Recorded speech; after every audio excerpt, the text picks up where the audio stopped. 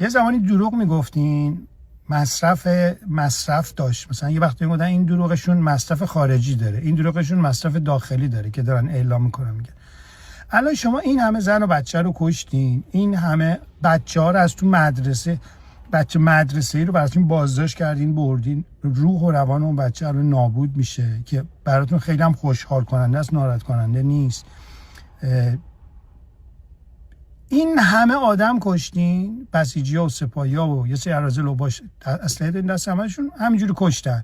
هر کی مجروح شده بود با تیر خلاص زدین کشتین که دیگه تموم شه بره، کسی باقی نمونه بخواد بگه منو کی زد کی کشت. خب بعد سبر وایستادین دارین دروغ میگین که این کار دشمن خارجی بوده اومده مردم ما رو کشته. آقا چی آخه؟ ببین این دروغ گفتنتون که انقدر سبر پاش وایستادین الان استفاده واسه کجا داره؟ خودتون که میدونین خودتون کشتین، مردم هم که میدونن شما کشتین، خارج از کشورم که تمام کشور از اروپا و آمریکا و بگید تا استرالیا و چه میدونم روسیه و چین همه میدونن شما خودتون آدم رو کشتین.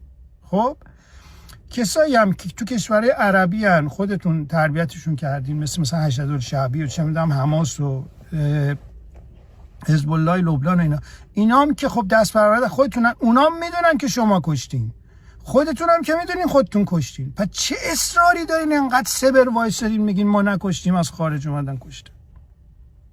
بابا شما که انقدر شهامت دارین میایین با اسلحه مردم میکشین، شهامت داشته باشین اعلام کنین در جهان بگین ما کشتیم، خوبم کردیم کشتیم. بد نیست.